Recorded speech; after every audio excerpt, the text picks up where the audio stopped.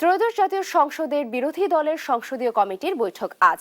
এ বিষয়ে জানাতে সংসদ ভবন থেকে আমাদের সঙ্গে যুক্ত হচ্ছেন সহকর্মী জান্নাতুল মোহনা। মোহনা, বৈঠক সম্পর্কে কি কি তথ্য আছে আপনার কাছে, বিস্তারিত জানাবেন। নাবিলা যেমনটি বলছিলেন, আজ প্রায় ১৩ দিন পর ফের বসতে চলেছে জাতীয় সংসদ অধিবেশন, এবং ঈদের যে ছুটিটি ছিল এবং অন্যান্য যে সরকারি ছুটি ছিল সেই সরকারি ছুটির পর আজ বেলা ৩টায় ফের সেই সংসদ অধিবেশন বসবেন এবং সেখানে সরকার ও বিরোধী দলের বৈঠক হওয়ার কথা রয়েছে। তবে তার আগে আজ সকাল ১১টার দিকে জাতীয় সংসদ ভবনের বিরোধী দলীয় সভাকক্ষে একটি বৈঠক অনুষ্ঠিত হবে এবং সেই বৈঠকে অংশ নেবেন জামায়াতে ইসলামের আমির এবং বিরোধী দলীয় নেতা ডাক্তার শফিকুর রহমান সহ অন্যান্য সংসদ সদস্যরা, এবং আমরা তারই অপেক্ষা করছি যে কখন তারা এখানে এসে প্রবেশ করবেন। আমরা আপাতত কয়েকজন সংসদ সদস্যকে প্রবেশ করতে দেখেছি জামায়াতে ইসলামের। এখন পর্যন্ত ডাক্তার শফিকুর রহমানও এখানে এসে পৌঁছায়নি এবং তার বৈঠকটি শেষ হবার বেলা ৩টার দিকে সংসদ অধিবেশনটি শুরু হবে।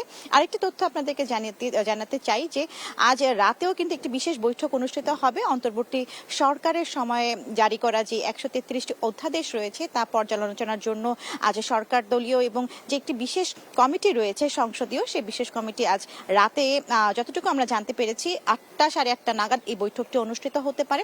তো বলা যেতে পারে যে আজ জাতীয় সংসদ ভবন প্রাঙ্গণ খুবই ব্যস্ত সময় পার করবেন সংসদীয় নেতারা, এবং সেই তথ্য আমরা জানতে পেরেছি। আরেকটা বিষয় জানাতে চাই যে জুলাই জাতীয় সনদ এবং গণভোট বাস্তবায়নের দাবিতে আজ বেলা ১২টায় সংসদ ভবনের সামনের যে গেটটি রয়েছে মানিক মিয়া এভিনিউ সংলগ্ন, সেই গেটের সামনে আজ মানববন্ধন করতে চলেছে গণফোরামের যারা সদস্য রয়েছেন তারা, এবং আমরা সেটিও নজরদারিতে রাখছি যে কখন তারা আসবেন এবং এই মানববন্ধনটি তারা করবেন। আমরা তখন ভেতরে ঢোকার সময় দেখেছি যে এখানে যারা আইন শৃঙ্খলা রক্ষাকারী বাহিনী রয়েছে তারা পূর্ব প্রস্তুতি নিয়ে অপেক্ষা করছেন, এবং যাতে কোনো ধরনের বিশৃঙ্খলা না তৈরি হয় সেটি নিয়েও তারা সেই পূর্ব প্রস্তুতি চালিয়ে যাচ্ছে।